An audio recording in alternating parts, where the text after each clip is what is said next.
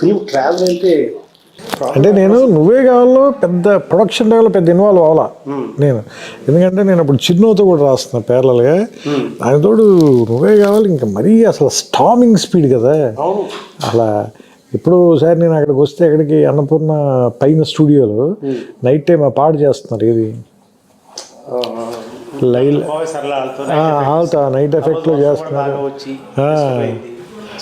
అవును, అది చేసినప్పుడు వచ్చాను. తర్వాత ఇంకోసారి ఆ నైట్ టైం శుక్రియ సాంగ్, అది తర్వాత నైట్ ఆ ఇద్దరి మధ్యన సీన్ ఉంటుంది కదా, ఇది నువ్వేనా నాకు చెప్పుండొచ్చు కదా అనేది ఆ గోడ దగ్గరే. అది తెల్లారేకంగా నేను దాదాపు 1 గంటన్నర 2 దాకా తర్వాత వెళ్ళిపోయాను. తర్వాత 4 దాకా చేశారు అది ఆల్మోస్ట్.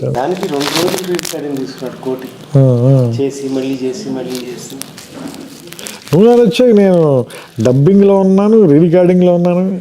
బాబు నెక్స్ట్ నువ్వు డైరెక్టర్, నెక్స్ట్ నువ్వే చేయాలి. నేను అన్నిట్లోనే ఉన్నాను. ప్రాబ్లం ఎక్కడ వస్తుందంటే, ఇది వరకటి రోజుల్లో స్క్రిప్ట్ రాసి డైలాగ్ వర్షన్ వినిపించేవాళ్ళు నిర్మాత, లేకపోతే డిపార్ట్మెంట్ అందరూ ఉండి వినేవాళ్ళు. సో నువ్వు రాసిన చదవడం కాదు, నువ్వు చూసింది మేము చూసేవాళ్ళం ఆ ట్రావెల్కి. అది మన పక్క రూమ్, మేము రాసే రూమ్ కాకుండా పక్కన ఇంకో రూమ్ ఉండదు, అందులో కూర్చునేవాళ్ళం సెట్టింగ్. సో అందుకే ఈ సినిమాకి మనం ప్రకాష్ రాజ్ కాకుండా ఎవరిని ఊహించుకోలేకపోయాం. ఆ డిక్షన్తో సహా డైలాగ్ చదివి చెప్పేటప్పుడు ఓకే ఆర్టిస్ట్ మీతో కాదని కాదు కానీ ఇతను ఫిక్స్ అయిపోయాడు. సో అందులో 22 సీన్స్ ప్రకాష్ రాజ్ కాకుండా ఎవరిని ఊహించుకోలేదు. 22 సీన్స్ గుర్తుంది నాకు. నేను అన్ని ఏంటంటే, నేను సెట్లో ఫస్ట్ మీరు హౌస్ సెట్ వేసిన తర్వాత అప్పుడు వెళ్ళి లొకేషన్ చూసి వచ్చారు, వచ్చి చెప్పారు నాకు అక్కడ హౌస్ అవుట్డోర్లో వేద్దాం అనుకుంటున్నాం అది ఇది అని, రానక్రామ్ కూడా వేసిన తర్వాత అప్పుడు అదే సెట్లో ప్రకాష్ రాజ్ వచ్చిన ఫస్ట్ డే నేనే కూర్చుని మొత్తం ఆ 22 సీన్స్ నేరేట్ చేస్తుంటే అతను తన హ్యాండ్ రైటింగ్తో రాసుకున్నాడు. అప్పుడు ఇంకా తెలుగు రాదు కానీ కన్నడలో రాసుకున్నాడు ఆయన మొత్తం అన్ని సీన్స్. గుర్తుంది నాకు, 22 సీన్స్ రాశాడు మొత్తం. అలాగే నాకు అది కూడా గుర్తు. నేను సుహాసిని గారితో సీన్ చేస్తుంటే వస్తే మీరు ఆ డైలాగ్ చెప్పారు, మంచివాడ చెడ్డవాడ అంటే కాదు మణిరత్నం. నాకు అంటే అందులో నేను రాసిన డైలాగ్ ఏంటంటే, అసలు మంచివాడ చెడ్డవాడ కాదు మొగుడు అంతే ఉంటుంది, దానికి మీరు మంచివాడ చెడ్డవాడ అంటే కింద ఇద్దరు మెట్ల మీద పైన తీస్తున్నారు మణిరత్నం అన్నట్టు. నేను గట్టిగా నవ్వు వస్తే బయటికి వెళ్ళిపోయాను. Fantastic travel. ఇంకా తర్వాత శాస్త్రి గారి గురించి చెప్పాలంటే ఎంత చెప్పినా తక్కువే. నాకు బాగా గుర్తు ఏంటంటే, మీరు నాకు మద్రాసు నుంచి ఫోన్ చేశారు, ఏది ఆయన ఆ పాట రాశారు, ఏది ఊనవుచారు. అందులో నాకు బాగా నచ్చింది. అందులో అది ఏది పట్టపగలు ఎవరైనా రాత్రిని చూస్తారా, ఆ కురులు చూపిస్తే కాదనక చస్తారా. అసలు ఆయన దీన్ని పడ్డ ప్రసవ అంటే అన్నింటికి అట్లాగే పడతాడు. ఇది ఈ పాట రాసి ఇది తీసుకుని ఊటీ వెళ్ళి షూట్ చేయాలి. ఎక్కడ న్యూజిలాండ్ నుంచి వచ్చాము, నాన్ స్టాప్ అంతా వర్క్ అంతా. సో అవతల శంకర్ మాధవన్ వచ్చాడు కోటి స్టూడియోకి. నేను చెప్పి ఒత్తిడి చేయలేను. అల్టిమేట్గా మనం అందరం కోరుకునేది మంచి పాట రావాలి కానీ పాట రావాలని కాదు. ఏం చేయాలి, ఓకే పాట ఆపేయాల్సి వస్తుంది, రకరకాలుగా ఉంటుంది. అరే ఆగరా వచ్చింది అది బిగిన్ చేసి అప్పుడు వరుస సరే పద బయలుదేరతాం అని పల్లవి బిగిన్ చేసి కార్లో రాసుకుంటూ వెళ్ళి, అందుకే నీకు అందులో పల్లవులు మొత్తం ఉండవు, అది ఎక్కడ మిస్ప్లేస్ అయింది. అదే ఆ కురులు చీకటిలో చిక్కుకుని అని, ఆ కురుల చీకటిలో చిక్కుకుని ఉంది. యాక్చువల్గా తర్వాత కంప్లీట్ చేస్తారు, ఆ కురులు చూపిస్తే కాదనక చేస్తారు. బెస్ట్ పార్ట్ ఏంటంటే, ఆయన రాసే ప్రతి లైన్కి మనం ఫాలో అవుతూ ఉండేవాడు. అల్టిమేట్గా తీసుకొచ్చి దీని పాట అని అంటాం కాదు. ఒక్క లైన్ రాసిన దానికి అసలు ఎక్సైట్ అయిపోయాడు. ఒక్కొక్క రోజు ఒక్క లైనే అంతే. తను చాలా రకరకాలు రాసి అక్కడ పెట్టేవాడు. ఇటు మని బాగుంది కదా, వాల్ చేయడం బాగుంది కదా, గుర్తొద్దు రాదు, గాలిపటం కాకనా అందా, అది ఈ మాట చాలు, ఇది అయిపోయింది. చరణం అయిపోతే అప్పుడు పల్లవికి వెళ్ళటం. ఫస్ట్ చరణం కంప్లీట్ చేశాడు, గాలిపటం కాకనా అందా రాసి, అది నా రైటింగ్. చాలా నోస్టాల్జిక్ ఉంది ఇది వెనక్కి వెళ్తుంటే అసలు. నాకు మొన్న వాళ్ళ యోగేశ్వర్ తీసుకొచ్చిస్తే పట్టుకున్నప్పుడు శాస్త్రి గారి చేతి పట్టుకున్న కాగితాలు కదా, టు అండర్స్టాండ్ ద ఫీలింగ్ అని ఇమీడియట్గా అతను హగ్ చేసుకుని వెరీ వెరీ ఇమోషనల్. తొందరపడ్డాడు. పాటలు ఇటుకి ఇచ్చాడు కానీ మనిషి ఎట్లకి వెళ్ళిపోయాడు. ఈ సినిమా ఎంత గొప్పగా రావడానికి మనకి వెంకటేష్ కూడా తన contribution as an artist was extremely good. ఆయన అలా ప్రతి సీను ఏమంటారు మీకు గుర్తుంది కదా, మొత్తం డైలాగ్ అయిపోయిన తర్వాత ఫుల్ రీడింగ్ ఇస్తే 2-3 సార్లు రీడింగ్ తీసుకున్నాడు. మళ్ళీ చెప్పి ఇంకోసారి చెప్పాను. అంత అంటే అంత అంత ఏమంటారు దాని లోపలికైనా ఇంజెక్ట్ చేసేసుకుని చేశాడు.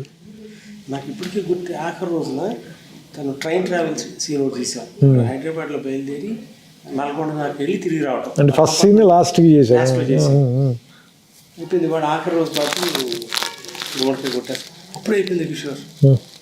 అంటే we never realize we shot it in 85 days totally. But all in one 85 days చేయడానికి 3 గంటల 14 నిమిషాలు సినిమా ఉంది. ఫైనల్గా 3 గంటలకు తీసుకొచ్చింది. 3 గంటల 9 నిమిషాలు రిలీజ్ చేసాం. బట్ ఇప్పుడు యూట్యూబ్లో ఉంది 3 hours ఉంది కదా, 2 hours 4 minutes ఉంటుంది. ఉంటుందా? అంటే బహుశా సెన్సార్ అవన్నీ ఉన్నాయి అనుకుంటా. సుహాసిని సీన్ గురించి ఎంత కాంట్రవర్సీ ఉండేది రిలీజ్ అయినప్పుడు. ఎందుకంటే ఫ్యాన్స్ వాళ్ళందరికీ ఆ సీన్. మీరు ఒక్కడే భయపడలా, నేను భయపడి అసలు నేను ఎలాగోలా కట్ చేసేద్దాం ఏదండి, ఏం కాదు నువ్వు ఈ వారం రోజులు వదిలే చెప్తాను నువ్వు అన్నారు. లేదు నాకు అది ఏమంటారు దాన్ని నైట్స్ నాకు ఫోన్ చేశారు మీరు రాత్రి 11ంటికి 11:30కి నేను రూమ్లో ఉంటే అప్పుడు ల్యాండ్లైన్ కదా, ల్యాండ్లైన్ ఫోన్ చేసి ఈ సీన్ చదువుతున్నాను, ఈ డైలాగ్ చాలా బాగా రాశాను, అది చాలా ఫీల్ అయి చెప్పారు నాకు. ఇప్పుడు కూడా నువ్వు మంచి డైలాగ్ రాసినా అట్లాగే చెప్పేవాడు. గుండెలో అన్నమాట, కళంలో చూడాలి కావాలి. తర్వాత అమ్మ ఒక అంజలి మంచి మాట వచ్చింది, మంచి డైలాగ్ వచ్చింది చెప్పడం. Travel was different. అవి ఇప్పుడు అసలు చాలా ఫేమస్ లైన్స్ అయిపోయాయి. అప్పుడు మనం మాత్రం ఎంజాయ్ చేసిన లైన్స్ అవి. చూస్తా 4 అయిపోయింది. 24 సార్ 25 సెప్టెంబర్ 6కి. ఇది 25 సంవత్సరం సెలవు.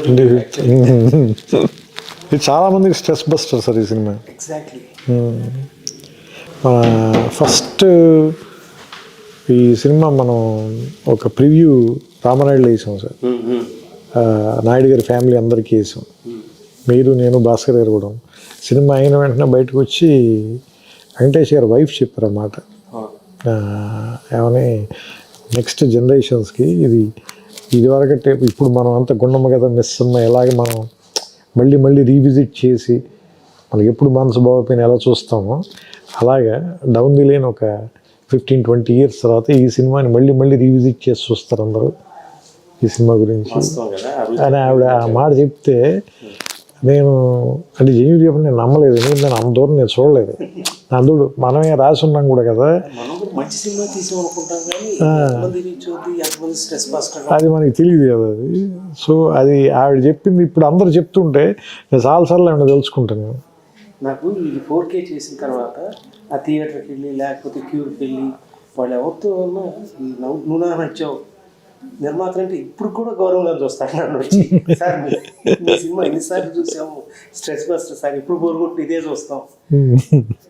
నన్ను ఎవరో 9 సంవత్సరాలు పిల్లాడు వాడు తాతగారు ఫోన్ చేయించాడు. వాడు కథ ఏం అర్థం అవుతుందండి అన్నా నేను. సార్ అన్ని సినిమాలు చూస్తాడు, నువ్వు నన్ను వచ్చావు రాగానే ఇప్పుడు చూస్తానంటాడు. వైజాగ్ డిస్ట్రిబ్యూటర్ మనోడు. That gives so much satisfaction having entertain people. అందరూ ఒకసారి చెప్పడం సాంగ్ పాపం ఎంత ఇబ్బంది పెట్టారు శాస్త్రి గారు. కానీ దారుణం సార్ 10 days తర్వాత ఫస్ట్ రాసిన వెర్షన్ నేను చదివి వినిపిస్తే చాలా బాగుందని అంటే తెగ తిట్టాడు మన ఇద్దరిని. ఫస్ట్ రాశాను ఇదని నన్నైతే మామూలుగా తిట్టలేదు. నువ్వు నీ చేదస్తు నువ్వు కిషోర్కి ఇద్దరు కలిపి నా దుంప తెంపేశారు. అసలు మీకు క్లారిటీ ఉందండి.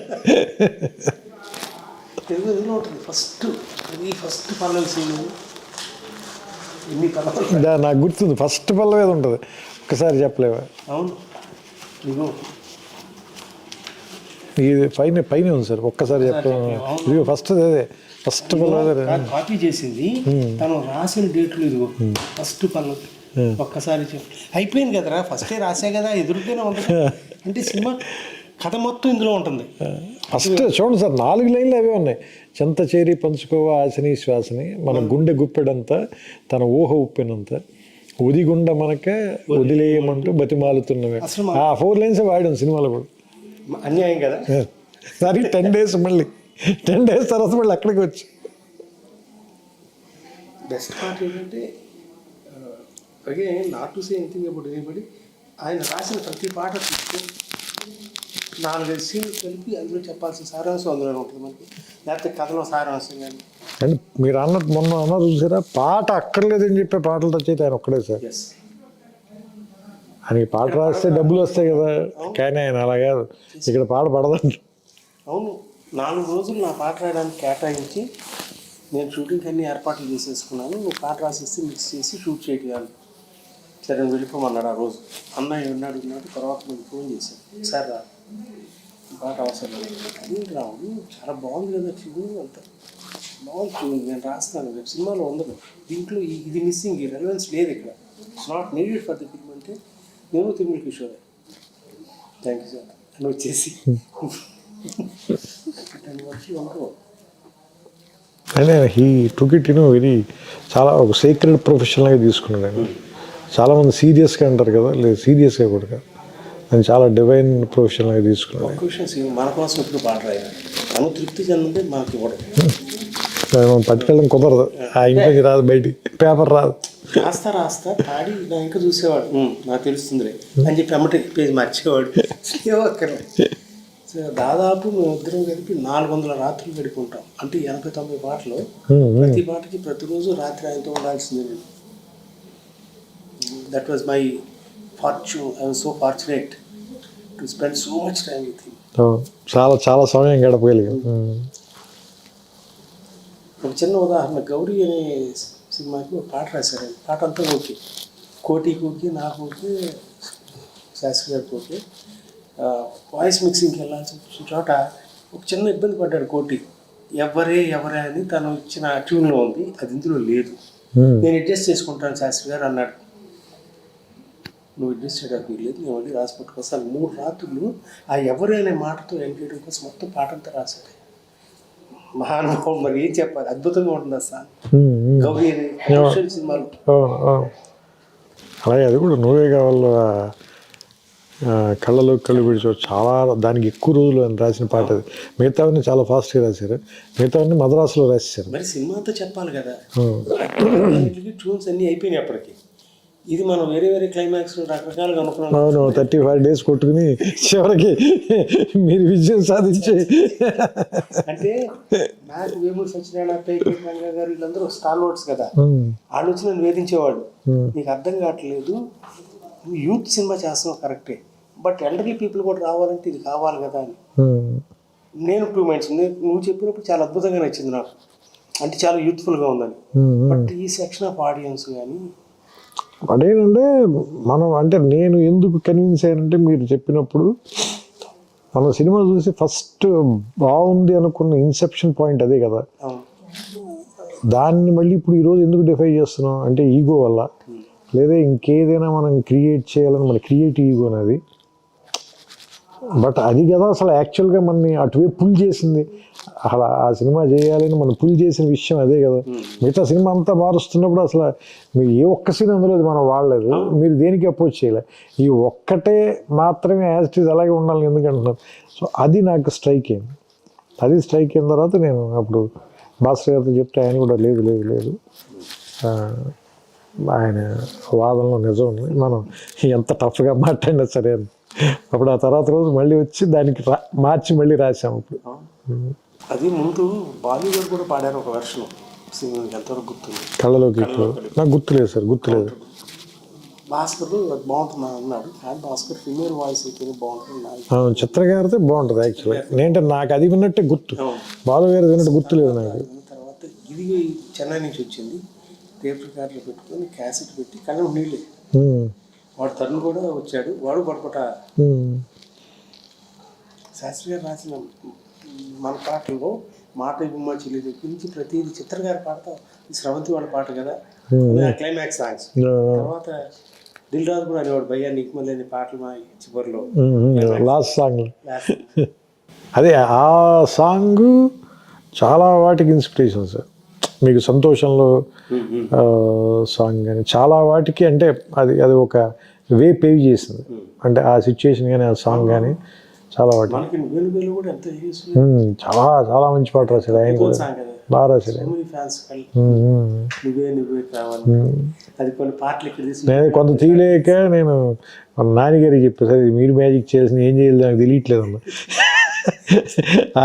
ఆయన రాసినంత బాగా తీయలేదు, నాకు అర్థమవుతుంది అది, మీరు కొంచెం పని చేయాలి దీంట్లో అంటే, సార్ నాకు వదిలిపెట్టండి అన్నది.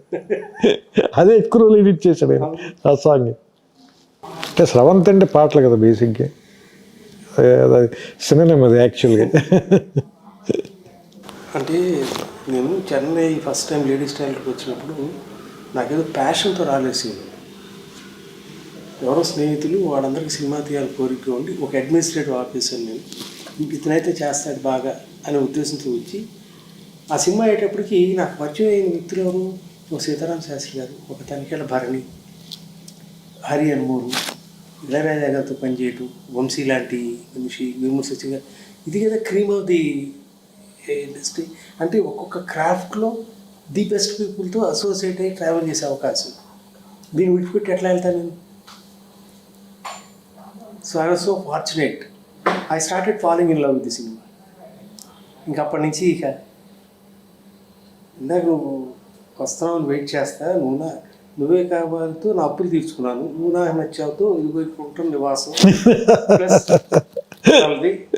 కానీ దానికి చాలా డబ్బు వచ్చింది, దాచుకుంటే 100 కోట్లు అయ్యేదేమో, కానీ ఇంకో సినిమా తీయడానికి డబ్బులు ఉంటే చాలా మనస్తత్వంతోనే చేశాను నేను, నో రిగ్రెట్స్.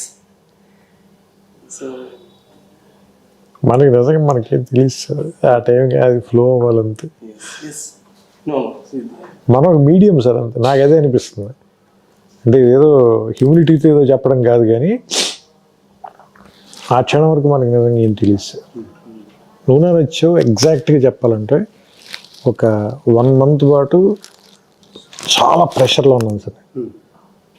ఎందుకంటే టేక్ ఆఫ్ ముందు అసలు ఎలాంటి కథ చేయాలి అనే దానికి నేను మిమ్మల్ని విజయభాస్కర్ గారిని ఇద్దరిని రెచ్చగొట్టేశాను. నేను వెంకటేష్ గారికి కథ చేసేస్తున్నానని చెప్పేశాను మీ ఇద్దరికి. సరే మీరు మీ అనుభవం కొద్దీ పెద్ద ఎక్కువ ఆవేశపడకుండా సర్లేసి ఎక్కువ ప్రెషర్ ఫీల్ అవ్వడానికి take your time and do it, let us see ఎలా జరిగితే ఎలా జరుగుతుంది అన్నట్టు చెప్పారు మీరు. ఎందుకంటే మీరు అసలు ఒక్కసారి కూడా ఫోన్ చేసి ఎంతవరకు వచ్చిందని అడగల, ఎందుకంటే మీకు తెలుసు అడిగితే ఇంకా ప్రెషర్ ఫీల్ అయిపోతాడని. ఒక 30 days కూర్చున్నాను నేను భాస్కర్ గారు. రోజు రావటం, ఆయన ఇంట్లో కూర్చోవటం, లేదంటే నా రూమ్లో కూర్చోవటం, లేదంటే శ్రవంతి ఆఫీస్కి రావటం, కొమ్మం తింటాం, వెళ్ళి పడుకోవటం తప్ప అసలు ఏమి, అసలు ఒక 20 days 30 days అయితే ఏమీ రాలేదు sir. Nothing was in my mind. ఒకరోజు సడన్గా నాకు కళ అనుకోవచ్చు సార్, అది మీరు కళ లాంటిది నిద్రపోతుంటే వచ్చిందో ఏంటో అలాంటి ఫీలింగ్. ఏంటంటే ఒక కాలనీలో ఒక అమ్మాయి తాలూకు ఎంగేజ్మెంట్ జరుగుతుంది, ఫస్ట్ చెప్పింది గుర్తుందో లేదో, ఎంగేజ్మెంట్ జరుగుతుంది. అదే కాలనీలో వాళ్ళ ఇంటి ఎదుర్కొన్న ఇంట్లో అద్దెకి దిగారు ఎవరు, హీరో వాళ్ళ ఫాదర్ వాళ్ళు. వాళ్ళ మదర్ లేదు కాబట్టి రేపు పంపించడానికి పాలు కావాలి, వెళ్ళి వాళ్ళ ఇంటికి వెళ్ళి తీసుకురా అంటే వాళ్ళ ఇంటికి వచ్చినప్పుడు ఆ అమ్మాయి వాళ్ళ ఇంట్లో ఎంగేజ్మెంట్ జరుగుతుంది, ఆ అమ్మాయికి అనే విషయం ఇది తెలుస్తుంది. అక్కడ వాళ్ళిద్దరు మొట్టమొదటి పరిచయం, అక్కడి నుంచి లవ్ స్టోరీ స్టార్ట్ చేద్దాం సార్. ఎందుకంటే ఎవరైనా ఇప్పటిదాకా ప్రీ క్లైమాక్స్లో కదా హీరో హీరోయిన్కి వేరే వాళ్ళతో ఎవరితో ఎంగేజ్మెంట్ అవడం. Suppose if it is the Inception point వేస్తే అంటే అప్పుడు మీరు అన్నది కూడా నాకు చాలా కష్టం కదా, మరి మిగతా సినిమా అంతా ఎలా నడుపుతుంది, పైన ఎట్లా నడుపుతుంది దీని మీద, అది నీకు ఎక్కడ ఇబ్బంది అనిపించుకున్నాను చెప్పాలి. ఏదో ఒకటి అంటే వైల్డ్గా కథ చెప్పేయటం కూడా కాదు కదా మన ఉద్దేశం. So it has to be under the society నార్మ్స్లో ఉంటూ ఎట్లా చేయగలవు నువ్వు అంటే then it started flowing sir. Next 10-15 రోజులు మొత్తం సినిమా ఫస్ట్ ఐడియా స్ట్రైక్ అవ్వగానే అన్నీ మారిపోయాయి. అసలు వాళ్ళ కాలనీలో దిగటం అనేది లేదు, వీళ్ళ ఫాదర్ ఫ్రెండ్స్ అని అదొకటే ఉంది, మిగతావన్నీ మారిపోయి. అది నిజంగా కత్తిమీద సాంగ్ మన భాస్కర్ మాట్లాడుతుంది ఒక క్లిప్ చూసాను, ప్రతి ఎక్స్ప్రెషన్ తీసుకోవడం దగ్గర ఇట్ వాజ్ నైఫ్ ఎడ్జ్. ఎక్కడ దాటా నువ్వు రాయటం, తను ప్రజెంట్ చేయటం కానీ యాక్టింగ్ పెర్ఫార్మెన్స్, అది అసలు మనం అంటే అంత ఫాస్ట్గా కంప్లీట్ అవుతుంది అనేది నేను ఊహించదు. స్ట్రైక్ అయ్యి అప్పుడు నాకు భయం వచ్చేసింది. ఏంటంటే మనం అనవసరంగా ఇది కమిట్ అయినట్టున్నాం మనం. నేను చెప్తాను, October 13న నువ్వే కావాలి రిలీజ్ అయింది. సో ఆ జోష్లో వాటిలో నువ్వు భీమవరం వెళ్ళటం లేకపోతే నేను అక్కడ ఇక్కడ పార్టీలు చేసుకోవటం అయిపోయి నవంబర్లో ఎప్పుడు మరి సినిమా స్టార్ట్ చేసేద్దామా అనుకుంటే ఫిబ్రవరిలో మనం సినిమా షూటింగ్ స్టార్ట్ చేసాం. నువ్వే కావాలి 100 days అప్పుడు దేవుని భాస్కర్కి వెళ్ళాము, చెన్నై రికార్డింగ్లో ఉన్నాం. Piano song recording. అలా ఆశాసేని క్యారెక్టర్ రావడానికి ఒరే గుర్తుంది మీకు, వెంకటేష్ గారికి మొత్తం కథ చెప్పిన తర్వాత ఆయన కథ అంతా బాగుంది, నాకు ఏ చేంజ్ లేవు. కానీ ఒకే ఒకటి అడుగుతాను నేను, సినిమా మొత్తం ఒకే ప్లేస్లో అయిపోతుంది, కొంచెం ఏమైనా బయటికి తీసుకెళ్ళే ఛాన్స్ ఉందా? అలా అని ఈ కథలకు ఎసెన్స్ పోకూడదు. నువ్వేమైనా ఆ విషయంలో ఆలోచించంటే అప్పుడు ఇమీడియట్గా అది ఊటీ వెళ్తే ఎలా ఉంటుంది. ఊటీ వెళ్ళాలంటే అసలు ఆ అమ్మాయిని ఫస్ట్ ఇంట్రడ్యూస్ చేస్తే బెటర్ కదా. సో అలా ఫస్ట్ హాఫ్ జస్ట్ ఇంట్రడ్యూస్ చేయొద్దు, ఓ సాంగ్ ఉంటే బెటర్ కదా. సో అలా ఆ సాంగ్ వచ్చింది. సో దానివల్ల 2 సాంగ్లు వచ్చాయి. సెకండ్ హాఫ్లో బోనం ఉత్సవాలు వచ్చింది, ఫస్ట్ హాఫ్లోనేమో ప్రియతమ పాట వచ్చింది. అంటే భాస్కర్ గారికి ఏమో 6 పాటలు ఉండాల్సింది. అవును, వాళ్ళిద్దరు ఆర్మీ కనెక్షన్ కదా. శాస్త్రి గారు కూడా అదేనా, ఇది భువన్ చంద్ర పాట అయ్యాది. ప్రీతమ అని రాసినట్టున్నారు కదా, భువన్ చంద్ర గారు రాసినట్టున్నారు ప్రీతమ పాట పియానో సాంగ్. కోటి కూడా ఏమాట ఎక్స్ట్రాడినరీ. అసలు ఈ సాంగ్స్ ఎంత అద్భుతంగా వచ్చినా బ్యాక్గ్రౌండ్ స్కోర్ మీకు తెలియదు నేను భాస్కర్ కలిసి బ్యాక్గ్రౌండ్ స్కోర్ ఎంత రామారాయణ చూసాను. నాకు టెన్షన్ వచ్చేసింది, అందుకు చాలా ఓవర్ డబ్స్ యాడ్ చేయలేదు. మిస్ అయిపోతుంది, ఏంటి తేడా కొట్టలేదు. నేనున్న తర్వాత వచ్చినప్పుడు మీరే చేయించారు, భాస్కర్ గారు కూడా లేరు, మీరే కూర్చున్నారు. నేను వచ్చి దాదాపు ఒక రాత్రి ఆల్మోస్ట్ ఆ రోజు ఒక 1 గంట దాకా కూర్చున్నాం మనం. అంత 6 రోజుల ముందు చూసి డిసప్పాయింట్ అయ్యాను, ఎక్కడో ఏదో తేడా కొడుతుంది. మా సినిమా కోసం కొంత కారు ఉంది కదా, ప్రకాష్ నువ్వు కూడా అందులో డ్రైవింగ్ నేర్చుకున్నా. కారు వేసుకుని వెళ్ళిపోతున్నాం విజయవాడ రోడ్లో. ఆర్ఎఫ్సి దాటిన తర్వాత గుర్తొచ్చింది, అక్కడి నుంచి ఫోన్ చేసి మన నైట్ తిరిగి వచ్చి.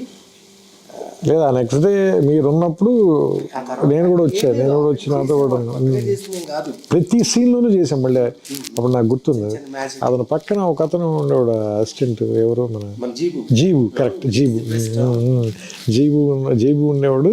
ఆయన దాదాపుగా ఆయన కన్సోల్ కూడా వదిలేసి బయటికి వెళ్ళి హీ మేడ్ ఇట్ హ్యాపెన్. కోటి గారు ప్రాణం పెట్టాడు అంటాడు భయ్యా, మనం చేసినప్పుడు లైఫ్ అంటే మ్యూజికల్గా. అందులో నాకు ఆయన ఎంత పెద్ద టెక్నీషియన్ అనేది నాకు స్పృహ లేని వయసు కదా. ఐ వాజ్ టూ యంగ్ కదా సార్, 25. నువ్వే కావాలి అప్పుడు సార్ నువ్వు నానొచ్చేప్పుడు ఇప్పుడు 25-26 కదా నేను. సో అందుకని నేను చాలా మామూలుగా అగ్రెసివ్గా నా ఒపీనియన్ అని చెప్పేవాడిని. మీరు సీన్ అంటే అలా కోటి గారు అపార్ట్మెంట్లో కూర్చోగా చెబితే పాప ఆయన నా రూమ్ దగ్గరే కదా సార్, నేను రూమ్ నుంచి వచ్చేసాను. బట్ ఆయన చాలా స్పోర్టివ్గా తీసుకునేవారు. అంటే కుర్రాళ్ళు ఏదో ఒకటి మాట్లాడుతుంది.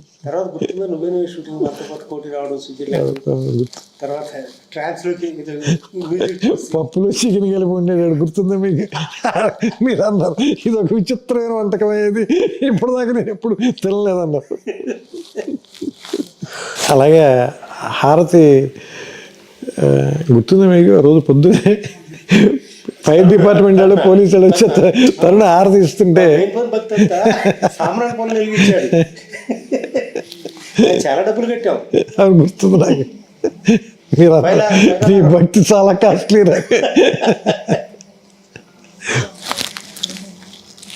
పొద్దున్నే స్నానం చేసి మంచి టవల్ కట్టుకుని మరి పూజ చేశాడు పొద్దున్నే. మరి పూజ చేసి వాడు అమ్మగారికి చెప్పాలి కోసం వాడు నేను చాలా భక్తిగా పూజ చేశాను. ప్రియతమ పాటకి ముందు ఒక సీన్ ఉంటుంది సార్, ఆశా సైనికును వెంకటేష్ గారికి మధ్యలో ఒక సీన్ ఉంటుంది, పికప్ సీన్ ఒకటి. అంటే చాలా మెలోడ్రామాటిక్గా మాట్లాడతాడు. నేను మిమ్మల్ని చూడలేను నేను, ఎందుకంటే మీ కళ్ళలో చూస్తే తట్టుకోలేని ఇవన్నీ చెప్తాడు కదా. సీన్ ఒకటి రవీంద్ర బాబు గారు చాలా బాగా లైటప్ చేశారు. నేను లొకేషన్కి వచ్చాను, అది రామానాయుడు స్టూడియోలో పైన ఫ్లోర్లో తీశారు. అది నేను వచ్చినప్పుడు అసలు ఈ కాస్ట్యూమ్ కూడా చాలా బాగుంటుంది. ఎవరిది? మన వెంకటేష్ గారి కాస్ట్యూమ్ కూడా చాలా బాగుంటుంది. ఆ అమ్మాయి కూడా చాలా బాగుంటుంది, ఎవరు ఆశాది కూడా మంచి కాస్ట్యూమ్. నేను చూస్తున్నాను, అది చూస్తున్నాను, చాలా బాగా లైట్ చేశారు. కెమెరా వర్క్ అంటే న్యూజిలాండ్ సాంగ్స్ ఉన్నమాట చెప్పలేవు ఆ పాట చాలా బాగా తీసాడండి. ఉన్నమాట చెప్పలేవు పాట. అదే అది మీకు గుర్తుంది లేదు, మన బస్సులో వెళ్తుండేవాళ్ళం కదా, వెంకటేశ్వర సాయంత్రం సార్ ఆపేసి సన్సెట్ బాగుంది ఇక్కడ తీసేద్దాం 2 షాట్లని, ఆయన అసలు ఇమీడియట్గా అసలు నాకంటే నేను తర్వాత చాలా పాటల కోసం కానీ లేదంటే సీన్ల కోసం కానీ అబ్రాడ్ వెళ్ళాను, కానీ that was my first trip కదా, అందుకని దట్ వాజ్ వెరీ స్పెషల్. ఇది న్యూజిలాండ్లో ఉన్న ఆ లొకేషన్స్ కానీ అంటే అందులో బెస్ట్ సీనిక్ లొకేషన్స్ అన్ని చేసాం. సదరన్ న్యూజిలాండ్లో కింద నుంచి పై దాకా వచ్చి పై నుంచి ఫైనల్గా క్రైస్ట్ చర్చ్లో ఆగి అక్కడ ర్యాప్ చేసి దెన్ బయలుదేరాం మనం. తర్వాత నువ్వే కావాలప్పుడు ఇప్పుడు పెయింటింగ్ మీద బిల్డింగ్కి కలర్స్ వేస్తా దాని మీద ఒక సాంగ్ సిచ్యువేషన్ ఏదో అనుకునేవాడు. ఆకాశం దిగి వచ్చి మబ్బులతో కందరికి లీడ్ అని చూసావా, నీకు గుర్తుందో లేదు? నువ్వే కావాలప్పుడు ఎప్పుడు మాతో స్క్రిప్ట్ చెప్తాను, you had that in mind. Correct, paint colours వేస్తారు మ్యారేజ్కి ముందు, ఇప్పుడు ఇంటికి కలర్స్ వేస్తారు కదా, దానిపైన అనుకున్నాను. దాంట్లో నుంచే ఆకాశం దిగి వచ్చి మబ్బులతో మన తండ్రి అట్లా. శాస్త్రి గారు దానికి ఎన్ని రోజులు రాశారు తెలుసా పాట? గుర్తుంది, 8 రోజులు రాశారు. నేను ఆ పాటకి ఫుల్ ఫ్లెడ్జ్డ్గా ఉన్నా పూర్తిగా. అంటే నువ్వు నా నచ్చాలి అన్ని పాటలు కూర్చున్నా నేను, ఎక్సెప్ట్ ఓ నవ్వు చాలా పాట ఒకటే తప్ప. ఎందుకంటే దానికి నేను హైదరాబాద్లో ఉన్నాను, మీరు అక్కడ ఉన్నారు కాబట్టి. బట్ మిగతా పాటలన్నిటికీ నేను అన్ని పాటలకి నేను ఉన్నా ఆయనతో పాటు. I was there sitting with him night time. ఎందుకంటే భాస్కర్ గారు 9:30 తర్వాత నుంచి పడుకునేవారు కదా. ఈయన ఏదో లైన్ చెప్తే బాగుందన్న అంటే, భాస్కర్ నీకు వెళ్ళండి భాస్కర్ అంత ఎర్రగా అయిపోయి వెళ్ళి పడుకునేవాడు. చెరొక 3 సిగరెట్ ప్యాకెట్లు ఉండేది. ఎంత దారుణం చూడు పాపం ఆయన. Use to smoke right through the night. Sir మామూలు గారు వచ్చారు, ఒక సాంగ్ గ్రీన్ పార్క్లో రూమ్ తీసుకుని మనసు తాకి మనం 12 రాత్రులు రాశాడు ఆ పాట. 12 nights. సార్ అది ఎలా చెప్పను, నా చేతస్థ కొద్దీ రావడం నాకు ఇదేదో కావాలి అని అంట. ఏమిట్రా నువ్వు 12 నైట్లు ఇద్దరి చెరువుడు సిగరెట్ ప్యాకెట్లు ఎందుకు గ్రీన్ పార్క్ వచ్చి ఉన్నాను తీసుకొస్తే మొత్తం పీకలమయ్యి సిగరెట్ పీకలమయ్యి. అంటే దానికంటే కూడా తీవ్రత సార్ ఆయన ఏమంటారు దాన్ని, మిగతా అన్ని విషయాల కంటే కూడా ఆయన తీవ్రతే విపరీతమైన భావ తీవ్రత కదా. ఆ తీవ్రత కదా సార్ ఆయన శరీరం జ్వలించిపోయిందేమో అనిపిస్తుంది నాకు. ఎందుకంటే లాస్ట్ 10 years ఆయన కూడా స్మోకింగ్ మానేశాడు కదా సార్. బట్ ఆయన భావ తీవ్రత శరీరం తట్టుకోలేకపోయింది. వాళ్ళకి ఇద్దరికి పడుకునే అలవాట్లేదు కదా సార్ మీకు ఆయనకి ఇద్దరికి. నేను మెల్లగా 1 గంటకి 2 వెళ్ళి బయట సోఫాలో పడుకునే ఉండి వీళ్ళిద్దరితో అవదలే మనం పెట్టుకుంటే చచ్చిపోతాం మనం. ఎందుకంటే నాకు ఖచ్చితంగా 6 hours ఉండాల్సిందే. నాకు మీరు అప్పుడు నవలు చదవడం మొదలెట్టారు రాత్రి 12-1 గంటగా ఎదురుకుండా కూర్చుని.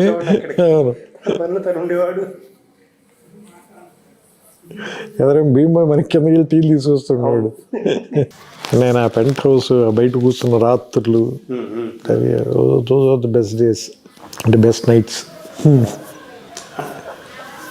దాని రిజల్ట్ కదా ఇవాళ కూడా వెంకటేష్ గారి వైఫ్ సినిమా చూసి కాలం గుర్తుపెట్టుకున్న సినిమా. ఇవాళ ఎవరిని అడిగినా కానీ ఎవరితో మాట్లాడినా అది స్ట్రెస్ బస్టర్ అండి. నాకు ఎప్పుడు మూడ్ బాగా లేకపోయినా వెళ్ళిపోయి సినిమా కాసేపు చూస్తాను. అట్లాంటివి చాలా తరచుగా వింటూ ఉంటాం. బట్ అంటే కథ విన్న వెంటనే సార్, అంటే అందరికంటే మనం ఎవరికి ఎక్కువ క్రెడిట్ ఇవ్వాలంటే వెంకటేష్ గారికి. కథ విన్న వెంటనే గుర్తు కింద మీరు వెయిట్ చేస్తున్నారు. మీరు భాస్కర్ గారు అసలు తెగ టెన్షన్ పడిపోతే వీడు పైకి వెళ్ళాడు, వీడు అసలు ఏం చెబుతున్నాడు, వీడు మనకి చెప్పిన కథ చెప్తున్నాడా లేదా ఈ టెన్షన్లో మర్చిపోయి వేరే అని చెప్తున్నాడు. అంటే నేను కంప్లీట్ అయిన తర్వాత కథ ఆయన అసలు కిందకు వచ్చి మీతో ఒకటే మాట, ఇప్పుడు వీఆర్ డూయింగ్ కిషోర్ గుర్తుంది కదా మీకు ఏమాట, వీఆర్ డూయింగ్ దిస్ ఫిల్మ్ అంతే. అదొక్కటే మాట చెప్పాడు, ఇంకా అసలు ఏమి మాట, ఒక్క సింగిల్ లైన్ అంతే. అసలు ఎందుకంటే ఇమ్మీడియట్గా అప్పటికప్పుడు ఆయన ఏమంటారు దాన్ని అన్ని విషయాలు సెటిల్ చేసి వెళ్ళిపోయాడు అంతే. అంటే ఆయన చూశాడు ముందే సీన్. నాకు వెంటనే చెప్పాడు సార్. ఆయన నెక్స్ట్ డైలాగ్ రాయడానికి ముందు ఇంకోసారి ఊటీ దాని కరెక్షన్ చెప్పడానికి వెళ్ళినప్పుడు, ఇది క్యారెక్టరైజేషన్ బేస్డ్ సినిమా సీన్ ఇది, దీని అందుకని ఏంటంటే నువ్వు నాకు డైలాగ్ రీడింగ్ మాత్రం కొంచెం 1-2 సార్లు నువ్వు నాకు ముందే డైలాగ్ రీడింగ్ ఇచ్చేస్తే నాకు if I have dialogue with me, so నేను ఇంకా ఏమన్నా దాని మీద వర్క్ చేయడానికి ప్లే చేయడానికి బెటర్ అవుతున్నా ఫస్ట్ ఆయన అడిగింది ఆ డైలాగ్ ఇచ్చాను. టెక్నిక్గా పోర్ట్రే చేశాడు. ఆ సినిమాలో హీరోయిజం కాదు ఉండేది, నొబిలిటీ ఆఫ్ ది క్యారెక్టర్. ఆ క్యారెక్టర్ నోబుల్నెస్. ఒక్క ఫైట్ లేదు సార్ సినిమా, ఒక్క ఫైట్లో ఒక హీరోయిక్ డైలాగ్ ఉండదు. ఫైట్ లేదు కదా అన్నది దెబ్బతింటాడు చిన్నపిల్లతోటి. అంటే ఆయన కాబట్టి అంత ఏమంటారు దాన్ని ముందుకు వచ్చి చేసేయడమో అనిపిస్తుంది కదా. సో ఒక్కోసారి అది మనకి ఆ థాట్ రావడం ఆయనకే చెప్పాలనిపించటం. ఎంతమంది దాన్ని అంత జడ్జ్ చేయగలుగుతారు, అట్లా చూడగలగాలి మొత్తం. అంటే అందులో ఏం ట్విస్ట్ ఉండదు సార్, ఏది అసలు ఏ రకమైనటువంటి కమర్షియల్ ఎలిమెంట్ ఉండదు. చాలా అసలు ఒక రకంగా చెప్పండి చాలా ఫ్లాట్గా అనిపిస్తుంది వింటున్నప్పుడు. ఎందుకంటే చెప్తున్నప్పుడు మనకి పాటలు గట్రా ఏం ఉండవు కదా సార్, మన దగ్గర మ్యూజిక్ కూడా ఉండదు. But he has seen the film అనిపిస్తుంది నాకు. బ్రహ్మానందం గారు ఆ బ్రహ్మానందం గారు ట్రాక్ రాయటానికి ఒకటి ఎక్కువ ప్రెషర్ ఫీల్ అయ్యాను సార్. ఎందుకంటే చాలా అంటే నేను ఫస్ట్ టైం బ్రహ్మానందం గారికి రాయటం అదే. అంటే అప్పటిదాకా నేను రాసిన స్వయంవరంలో కానీ బ్రహ్మానందం గారు లేరు, నువ్వే కావాలో లేరు, చిన్నవతలో ఉన్నారు కానీ చాలా చిన్న పోర్షన్ ఉంటారు. పెద్ద ఎక్కువ సీన్స్ ఉండవు, 2-3 సీన్సే. ఈ సినిమాలో చాలా ఇంపార్టెంట్ ట్రాక్, దాంతో చివరిలో క్లైమాక్స్ దగ్గర ట్విస్ట్కి హెల్ప్ అవుతాడు.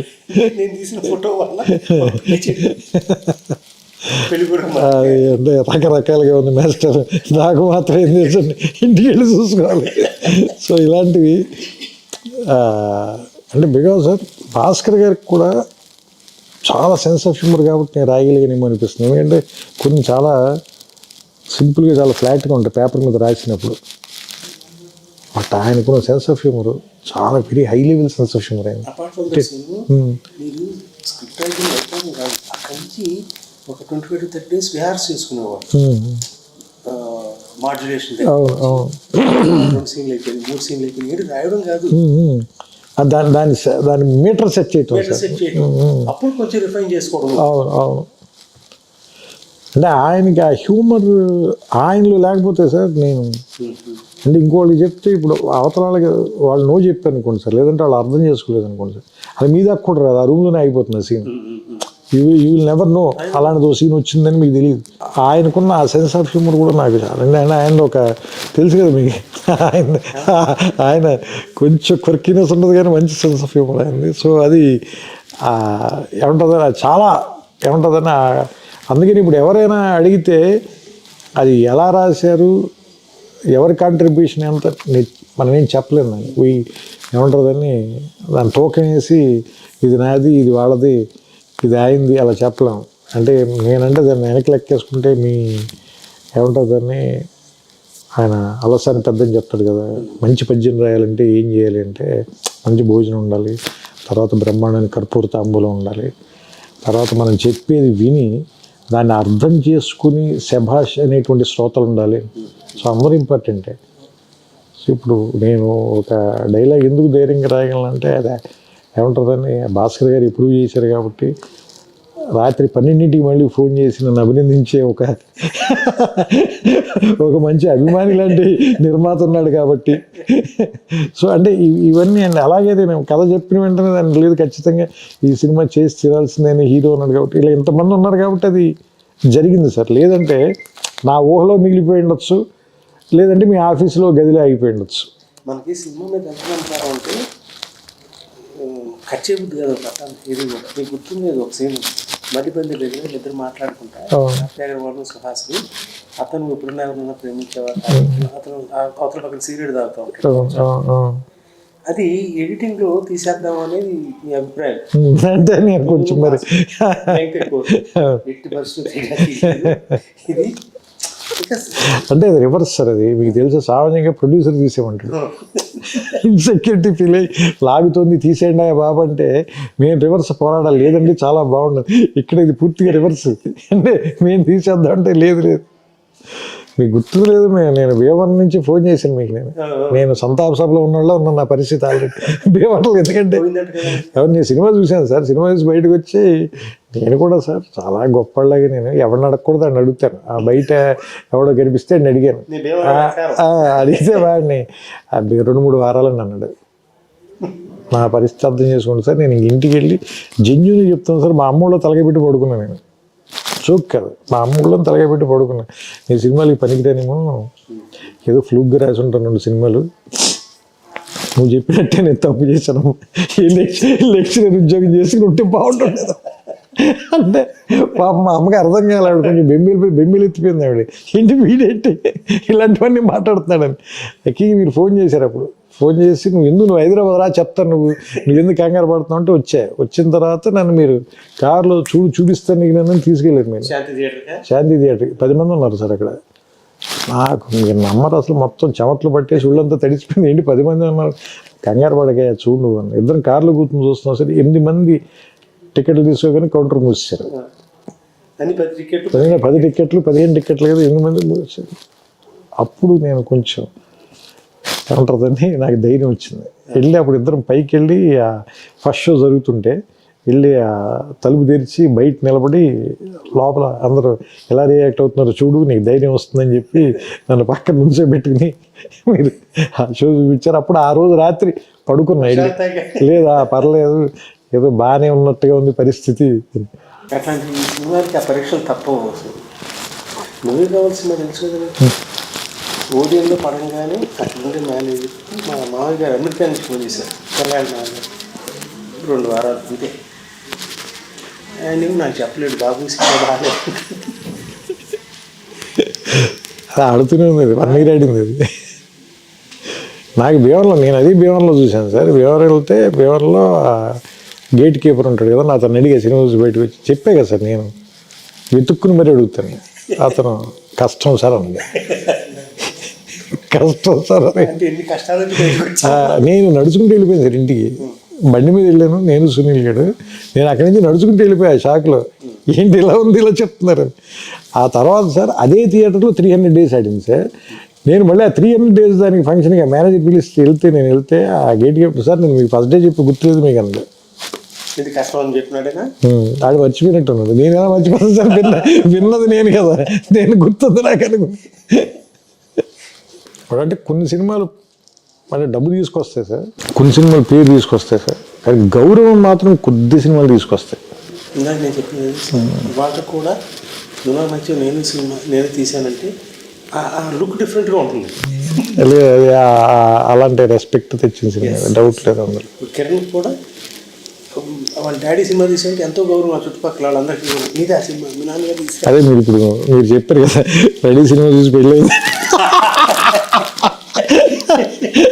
రెడీ చూసి పెళ్ళికి రెడీ అన్నట్టు అందరూ మన అబ్బు రాసి పెళ్లి చేసుకుని పిల్లల్ని తీసుకెళ్ళిన తర్వాత పెళ్లి చేసుకోవాలి, మీది one of his best lines అవి.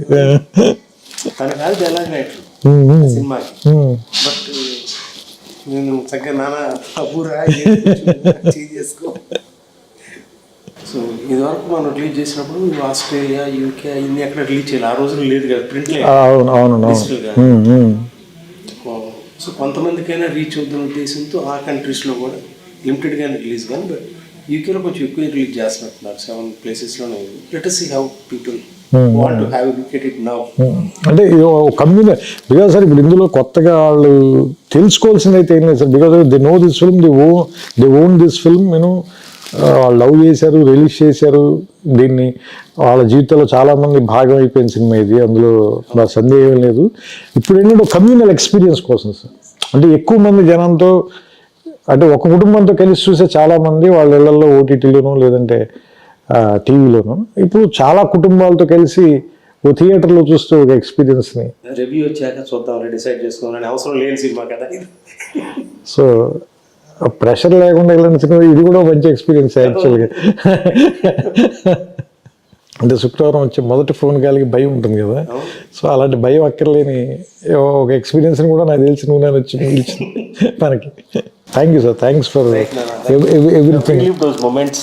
లేదు నిజంగా ఎస్పెషల్లీ అంటే చాలామంది ఏమంటారు దాన్ని, చాలా గొప్ప పరిచయాలని, చాలా ఏమంటారు దాన్ని దీర్ఘకాలం ఉండే సంబంధాలు కూడా ఇచ్చింది ఈ సినిమా నాకు. అంటే వెంకటేష్ గారితో కానీ లేదంటే బట్ అంటే మీతో అని చెప్పలేదు, ఎందుకంటే అప్పటికే అంతకంటే ముందు నుంచి, అంతకుముందు 2 ఏళ్ల ముందు నుంచే కూడా ఈ సందర్భంగానే అది ఈ కథ మనం టీవీలో అది మీకు తెలుసు కాబట్టి మనిద్దరు ఆ కుట్ర గురించి ఆ కుట్ర కోణం మనిద్దరికి శాస్త్రి గారికి తెలుసు కాబట్టి దాని గురించి ఇప్పుడు మాట్లాడుకోవద్దు. Love you sir. Right. Thank you.